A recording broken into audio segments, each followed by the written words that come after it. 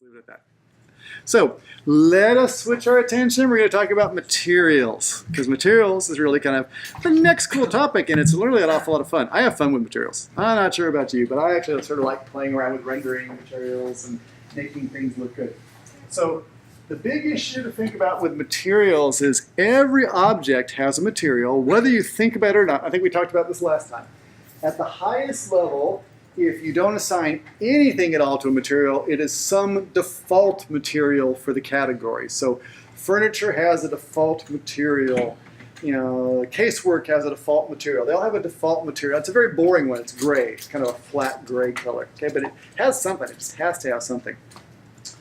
If you want to go ahead and assign a material, and you just want to have all the objects of a specific category have the same material as a starting point, you can assign it as something called a category. You know, so there's an object style, we can assign a material to that category. So we could put like oak as all furniture, and any furniture that doesn't have another material assigned to it will all pick up oak. Or cabinetry, it could all be teak, or whatever it is. You can assign something at the highest level. So, you know, default, okay, do it by object type, object styles, okay. Next level, though, if you want to get finer control, is assign it by the family type. Okay, so that's where we actually assign a material within your family that you're creating. Okay, and that will always override the default. It will override the default. It will override the type, the default style. Okay, and then even finer than that, you can assign it on an instance by instance basis. So not only what's on the type, but you could actually sort of control it so every individual member of the family has its own material. Okay, and last but not least, and we don't use it very often, when push comes to shove and you really just want to change something very, very unique, you're always allowed to paint something, which is like just spray painting some other color just on the outside of an object. Okay, so you have all these different variations, but there really is kind of a hierarchy to it. And let's show you how that works. To do this, how about this? I'm going to open up a different project. I got logged out over there. How sad. There's something in there called like Revit Building Project or something like that. If you want to download that, it's a good one to start with.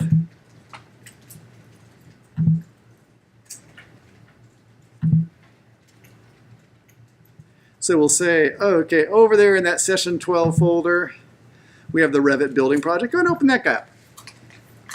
I'll open it on mine. There it is. Let's just take a look at this. Okay. This is kind of a nice project that has a lot of kind of interesting elements to it. So, you know, we can go padding around. This is one that Revit, Autodesk actually supplies part of the Revit product to help you sort of understand what the tool is capable of. But within this, let's just sort of take a look at this issue of materiality. So all the material stuff gets handled under the Manage tab. And where all the materials can be accessed, if you don't do it from within some other dialog, is there's actually a material tool under the Manage tab. And that actually gives you this dialog. This is the material browser. And we sort of played around here a little bit last time, where it came up looking like this. These are all the materials in my project. If I have some other material that I want to put into the project because I want to use it, I can go down under one of these different sections in the library. Glass block, that might be interesting. And I can either click this little guy over here to add it, or I can double click it. Either way works. But if I add it, it shows up in the project. So it's putting it from the default library into the project. So we can go through and do stuff like that. Well, let me get to some nice brick. Okay, I'm just adding new materials that I can work with. And for each of these different materials, you'll see there's a couple different things that are available. There's an identity. Okay, that's just sort of textual information to describe what it is. We have a shaded appearance. The shaded appearance is what actually shows up in your 3D views when you say the consistent or shading. It's the coloration, or sometimes we put a surface pattern in there. Okay, but it's really just a shaded view. It isn't truly photographic. Where the appearance actually is where we get to sort of more of a photographic appearance. So in the Appearance tab, you see there's an image which describes it. There's a little thumbnail that shows that material wrapped around a surface just so you get a sense of it. There's also physical and thermal properties. We'll talk about those more when we get into thermal analysis. But every material has these different properties, graphics, appearance. Some have physical and thermal, some don't, but we can add them in. But it's all controlled in terms of how this thing will appear by these images. These are just wrapped around the surface. It's like gift wrapping. Okay. If you want to go through and create your own materials, because these ones that are out here in the library are kind of nice, but you don't find what you want. For example, in the library, they have a lot of stone, but I couldn't find like slate, like 12 by 12 slate tile, which is actually pretty popular architecturally now. So what I went out to a website that had some pictures of slate tile. I just grabbed the JPEGs, okay, saved those, and put them kind of in my library, and now I can add them as materials. Yes? I didn't quite get what the difference between graphics and appearance was. Ah, the graphic appearance, let me even show you what the difference is. I'm going to switch to a different view that'll make it clearer. Where is it? I think it's that one. Okay. The appearance you're seeing now is the graphic appearance. It's shaded. It's just a coloration and maybe some patterning on top of it. If I switch it over to a realistic view, okay, this is going to go out and pull those photographic images. Okay, and it's a little bit different. So concrete looks more. Okay, it's got. Yeah, this is the rendered appearance. Even the carpeting has a rendered appearance. Okay, so we have that ability to kind of switch things back and forth. So either a shaded appearance or the rendered appearance. So let me go back over to materials again. So we can go through and control those things. One thing you can control about it, let me go back to that masonry brick that I added in there, is this whole issue of really what color it should be. Yeah, things often just show up as kind of a gray appearance. You can say use the render appearance. What that does is, that's kind of interesting. It's kind of a dark red there. It's really hard to see. Yeah, it takes the image and it pulls what it considers to be the predominant color out of the image and uses that for the shading. So that just keeps the two things linked up a little bit. Okay, so if you want to create your own appearance, because you couldn't find the color of wood, you couldn't find the tile or the fabric, whatever it is you wanted to put into your project, okay, what you can do is as follows. You can say, these are great, but I haven't found the material I want. I'm going to create my own new material. In new materials, there's actually a little pull down at the bottom of the dial that lets you create a new material. So I'll say, great, let's go ahead and create one. Nice new default new material, not very interesting. I'll give it a name, so I'll rename that if I can. Come on, you. Rename that. I'm right-clicking to get that. I'm going to say this is going to be my floor tile slate. Now by default, it has a pretty boring appearance. It's kind of gray. It's shaded as kind of gray. Not much going on here. It's pretty ugly in terms of what's happening. If I want to pull in an image and use that, again, what I do is find an image. I can snap an image using my camera. I can go to a website. Anywhere I can find an image, go ahead and grab it in there.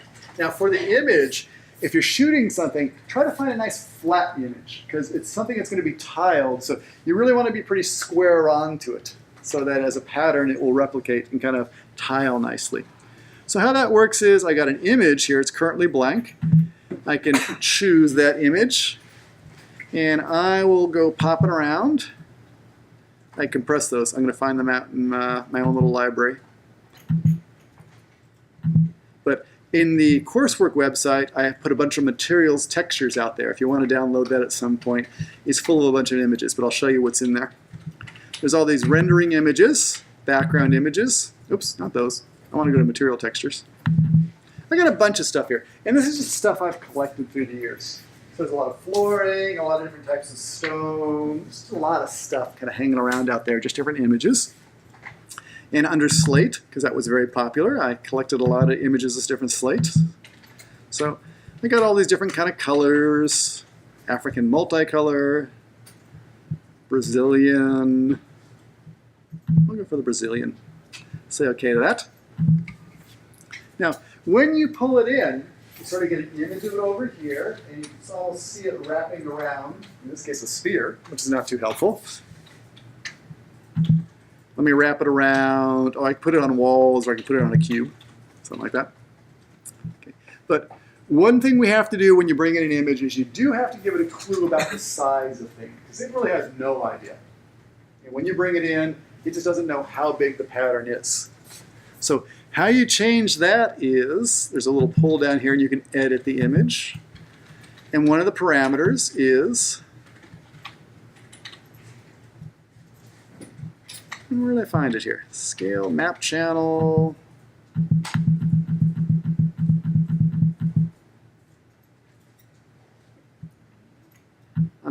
I'm looking for it there. I'm trying to think why it gave me it a little bit different sharing. Independent. Source. Sometimes this comes up looking a little different. Let me pop that out again.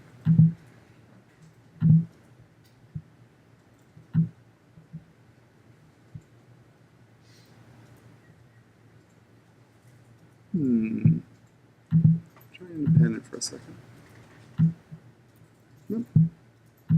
What I'm looking for is, I'm trying to figure out why this dialogue appears to me two different ways sometimes.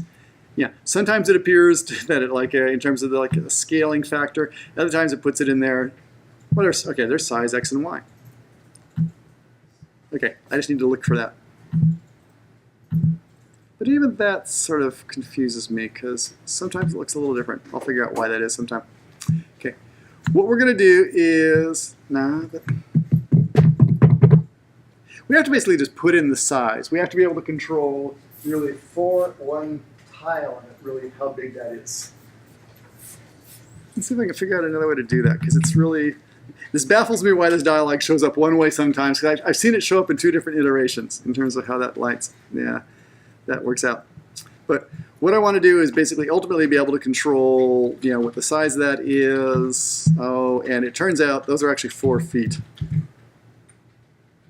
Which it says is size X and Y, which is a factor of 12. Oh, that's the size of the pattern. Tile.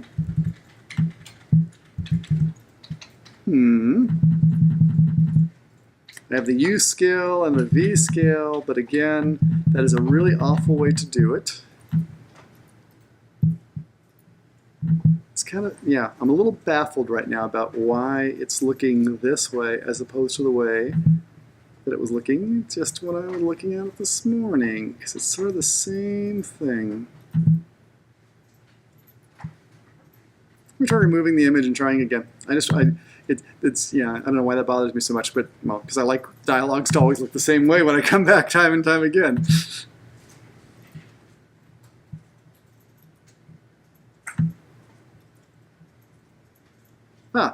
Now why is it this way? This is what I'm hoping to see. It's right here, this thing that says position and scale. Because this I know how to operate this. I know I do. I don't want to say that you have to do it once and delete it, but that seemed to work. Okay, 4 feet by 4 feet, or put in your millimeters, whatever you like. Okay, say done. So now I have a material that I can wrap around and kind of put on anything. And I can go through and apply my special material here. So if I want to create another one, let's see if we can kind of make any sort of general rule out of this. Default new material. Rename that. I'm going to call that stacked stone. Okay, let's see if we can make this work again. If nothing else, I like to find patterns. Things may not always make sense, but if we can find patterns, at least we know how to operate. So stone veneer. I got all sorts of stuff in here. I like stacked stone. That's like a material I really like. I'll say OK to that. That's not so bad. Yeah, now it's going to be exactly the way I wanted it in terms of the scale. So what the effect of this is really, okay, you can sort of see on the little version up there. Depending upon what I want to do here, if I make that like 120 or something like that, it just gets tighter. versus if I want to think of those as being very big, they'll be kind of very widely spaced. So something like this is actually, you can even play around with your images. For example, if I do this small, it's like little stacked stone on a fireplace facing or something like that. If I stretch that really big, it looks like gigantic stones on the side of a castle. You know, you can sort of play around with the scale to achieve things with your images that you don't know that they weren't really intended for. Because just by changing the scale, you can really give it a very different feel. Okay, so it starts with basically setting up materials that you like. Then you apply them. Let's talk about where that is. There is this whole notion of, see if I can find them in here, object styles. Object styles is, again, that's the weakest way. You'll find that every object has, some sort of material. If it doesn't have any, it's just going to be completely gray. But there's default floors and default walls and stuff like that. Looks like furniture doesn't have anything right now. So if I wanted to put a material that, again, if nothing was assigned, it would pick up something like a wood color, I can choose this and say that, you know, if nothing else, I would like that to be, the oak. I'll put that in there. I have it selected. So if there's no other definition, you'll be oak. If you define anything else, it'll pick up a better material. So that's how you do it at the high level. Beyond that, for any individual piece, like this little nightstand, let's see how it's defined. It looks like there's a material for the top and a material for the base, so those we would assign just in the type properties. So again, it's wood cherry. If I wanted to go through and make it oak instead, or make it some other wood, no, I don't want it to be wood cherry. I want it to be, what do I got in here? Birch. I'll make them birch instead. I get to go through and make the bottom one birch too. You can either choose it from the dialog if you can spell it. It'll be fine there. Okay, and that'll change the tables. They're much lighter all of a sudden. So assign materials. That's the first part of it. After you've assigned the materials, then you get to the whole issue of really rendering and kind of having the stuff look good. And let's talk about that, because here are your options. You have the old hidden line view. Hidden line view looks like this. Let me zoom this out a little bit so you can sort of see this. Okay, no coloration, just all the outlines. Okay, if we switch it over to, there's these two view types that are very closely related. Shaded and consistent colors. Let's kind of show you the difference. Let me do shaded. Okay. Let me go to consistent colors and see if you can spot the difference. We'll do shaded. Consistent colors. Have a good sense. What do you think is happening there? Any idea? Yeah, it's just the effect of the light. Consistent color says, show me the color always the same, regardless of whether it's on the ceiling, on the floor, anywhere. Consistently, always the same way. Shaded is, it's trying to take into account what the reflected light condition would be. So white isn't always white. White is sometimes gray. White is just depending on how much light's hitting it. It kind of gives you a more realistic view of that. The next step up in our levels of kind of working with it is change to something called realistic colors, or realistic visual appearance.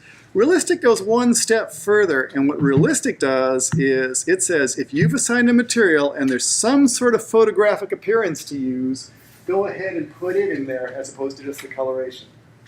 Okay, so there's some sort of concrete, that's where it's getting that. There's some sort of carpet pattern, you can see that. It's doing that. This looks like this is red paint, maybe red paint on those little guys. That's our little birch. Okay. You notice also the guys that are kind of hanging around in here. They move from being stick figures to actually having a pseudo appearance. Okay, so you can go through and do that. Now he actually is an object. So I can kind of, can I do it there? Let me go to the second floor. See if he's in there. Is he on the third floor?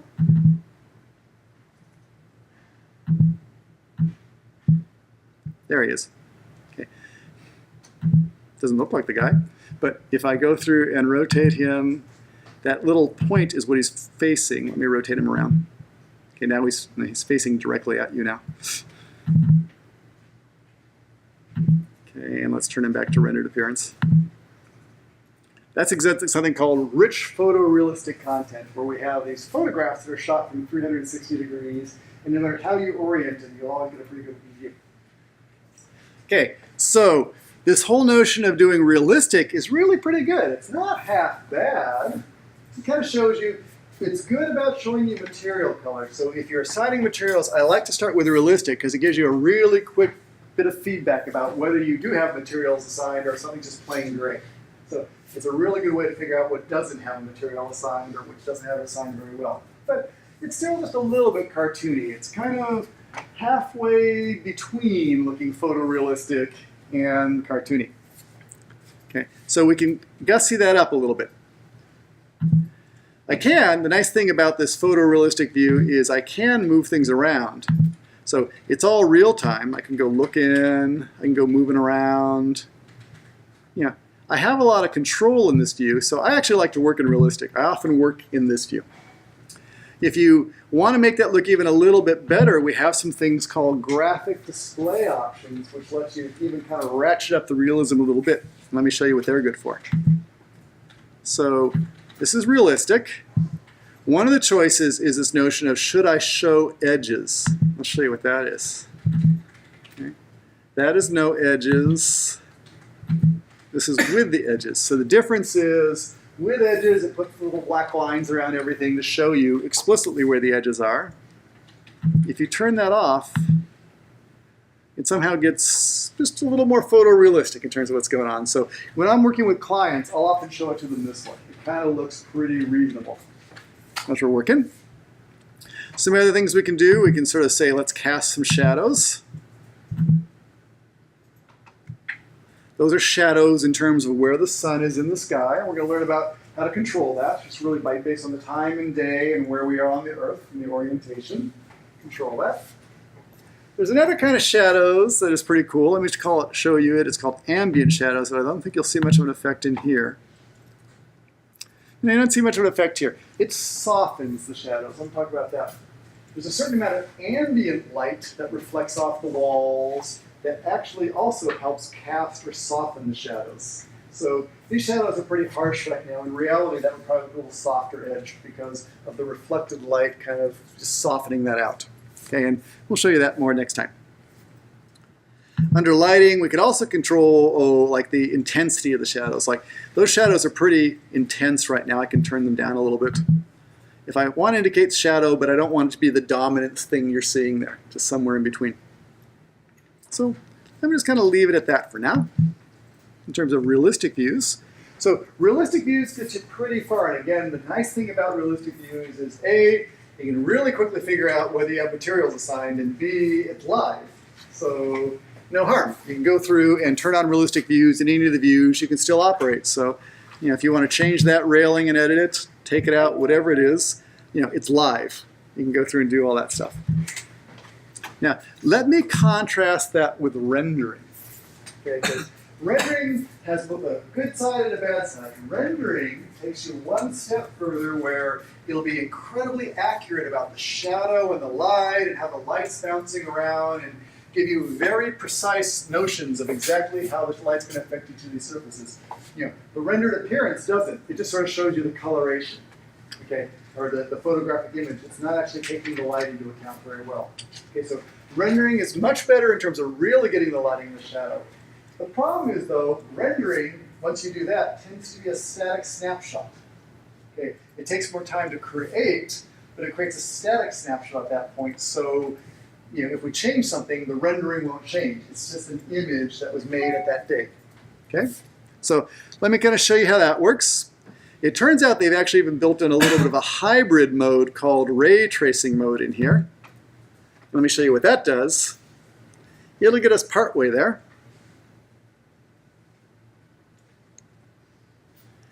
Looking kind of dark. Kind of very grainy right now, looking a little bit dark. This is sort of getting us a little bit closer. This is somewhere between, because it gives us ray tracing. Ray tracing is this ability to go through and like compute the shadows, but I can still orbit things. I can still change things as necessary. Okay, and it'll just try opportunistically to kind of work on the side. What you can see here is you see the shadows are actually starting to detach from the skylights coming down. So it's starting to do a better job on some of that. But this, I don't use this mode very much. I'll stay over there for a second. Zoom to fit that. Okay, and instead, go through and turn on true rendering. So when it comes to rendering, here's how it works. You can render either right within Revit or you can render in the cloud. There's two different ways to do it. Okay? You basically choose a 3D view and you say you want to render it and you give it some quality settings, and the amount of time it's going to take to do it is really directly proportional to what your quality is. So if you want to render, under the View tab, you'll find either render or render in the cloud. I'll show you how you do it on your own machine first. Okay. Within this dialog, the biggest choice you'll probably make is this notion of the quality, draft, low, medium, high, all the way up to best. You sort of think about for each of those different increments, it's probably going to jump, I don't want to say it's exponential. It's at least 2 times every time you go up, because what it does is it calculates in much finer detail and computes so much more information. So every time you jump, it gets a lot worse, or at least a lot more time intense. Let me just show you this to you on low. Say render that. Show you how it's going to work. We'll again talk about this in a lot more detail next time. But the rendering engine is off doing some things. The first thing it's going to do is figure out about the lighting, and there's a couple things that aren't available there, but we're going to compute the lighting. It'll go through and compute the lighting, then kind of draw it all over here. And it'll take a couple passes to do it. Now, the lighting is going to go ahead and take into account sunlight. It'll also take into account lighting, electrical lighting that we put in there. It makes a couple different passes. The first time, don't be alarmed, it's looking very black. The second time it goes through, it's looking a little bit better. The shadows are doing their things. That's kind of okay. Yeah, not too awfully bad. It's looking a little bright right now.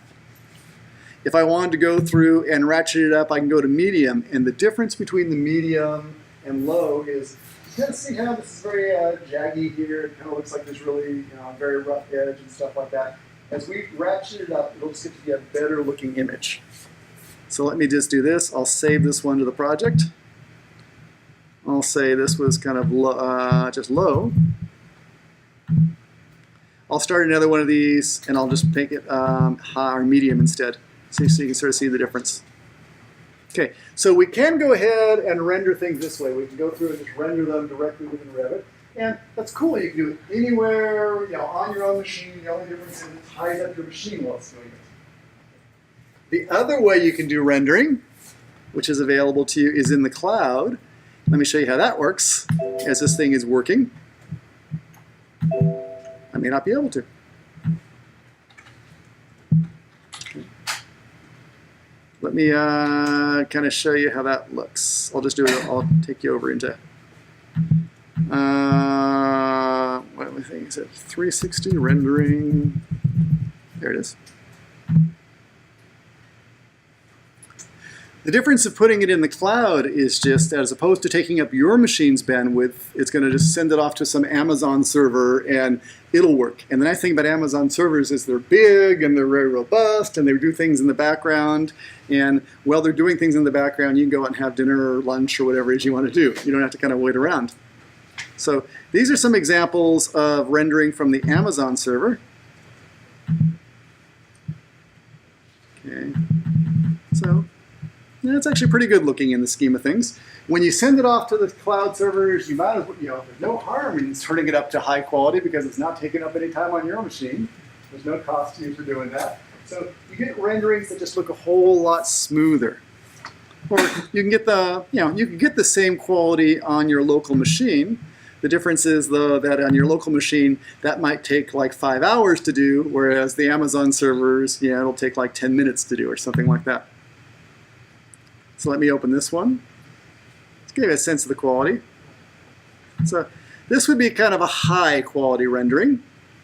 Okay, so again, this might take 4 or 5 hours on my machine. If I send it off, it might, I could probably figure out what it said.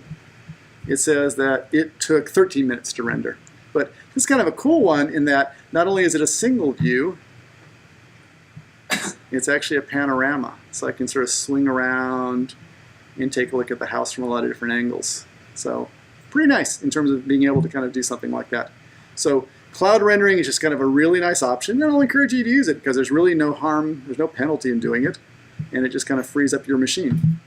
Okay, let's see what happened here. Well, that's a little bit better. It did render. Let me save that to the project. This was, what did I call it? Was this low or medium? This is medium. So just to give you a sense, okay, this is medium, still a little bit grainy. Let's go back to low.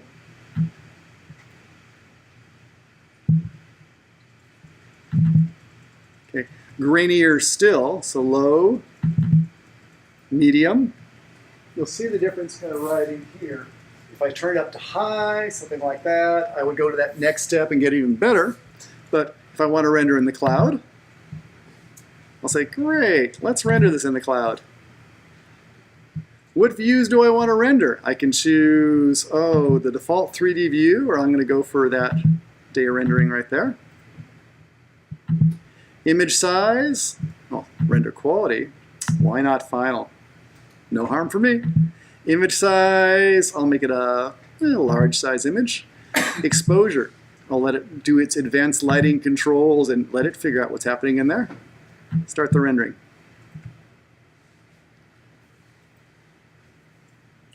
It'll upload everything there. That's okay, it's complaining that all the materials aren't in there. And we say continue in the background. Okay, I'm back to work. It's off doing what it wants to, and what happens is when it's done, I'll get a little either email message or a blip on my screen, just so you can see it working if you want to. Where did it go? Test visualization. Let me refresh this. There's the Revit building project. It's kind of working along. It's submitted 23 seconds ago. Let's see how long it takes it to do it. Pretty big file. Okay. That's where we're going to end up for tonight. I'm just going to let this continue to run. If anyone wants to stick around and see the outcome, you can. If you want to stick around and get help on your assignment, Raj is here to help you with that stuff. Go ahead and let's just answer some questions, and you're free to go have some Halloween fun. Yes? So you are doing here on the slides, what is the furniture for furniture? It would change when I change the material for furniture. In that particular project, any furniture that didn't have material assigned to it locally in the specific family would pick up the material type. So anything that's a furniture object that doesn't have a material assigned to it, for instance, I'm going to default to it.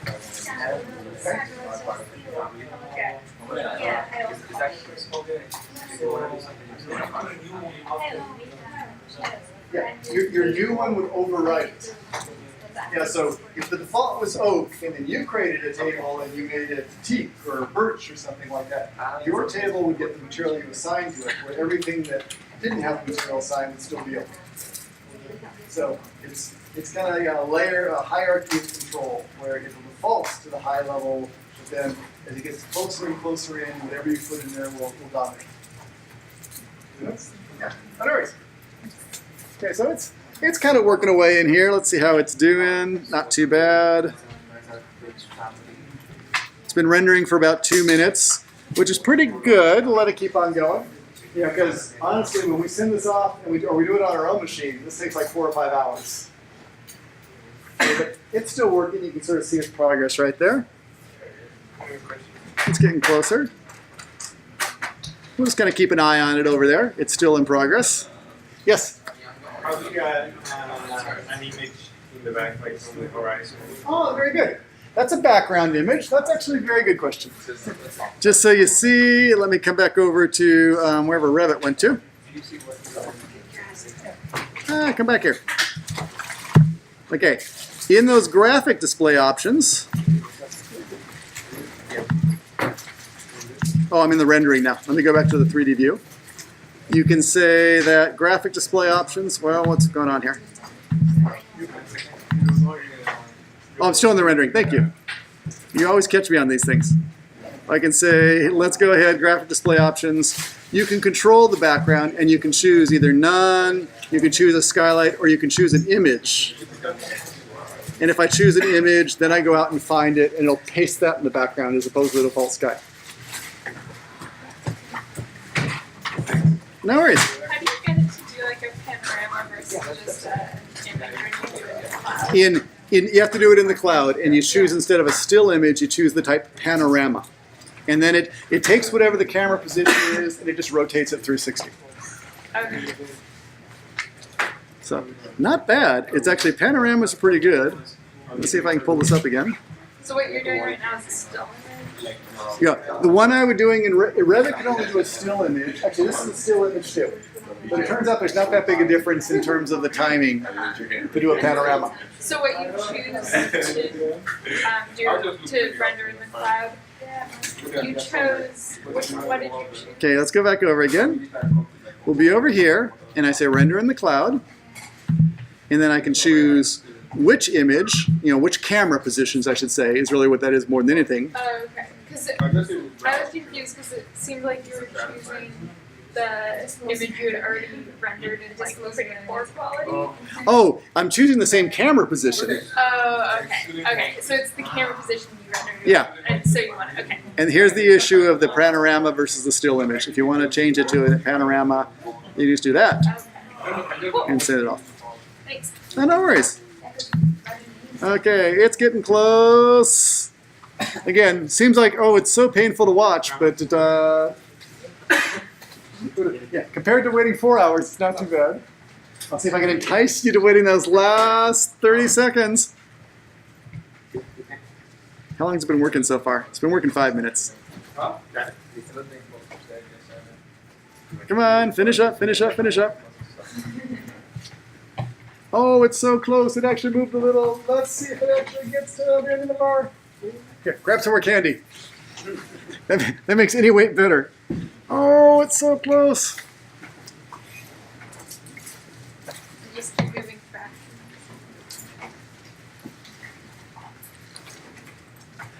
Okay, it's agonizingly close now.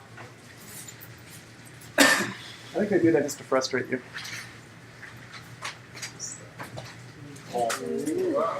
Not too bad. Got good shadow. It's got a lot of stuff. There's like a softness of the shadows. It goes around the column. It's not too bad. Still a little bright. I might want to kind of turn down the exposure. After the fact, you can take this into like Photoshop or iPhoto and just kind of change the exposure values there. That's the easier way. So the way you do it first is you can say like rendering cloud and then it's an exposure off. Well, actually, yeah, it's whether it's manual when we do the rendering cloud.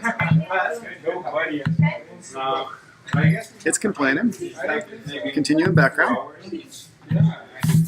It's back over here. Okay, and exposure. I either sort of say native, at which point it'll do whatever you did in Revit. Okay, where advanced is let it go through and use its own algorithm. Most times I'll just let it know what it's doing because it seems to be smarter about it than I am. But then it gets to more of like an artistic effect about however you want it to be. The purpose of this class, like if we do this to turn something in, then we'll probably just let it do its thing. I would probably just let it do its thing. Unless you have a specific effect you're trying to achieve, I just let it do its thing. Because it's actually pretty smart.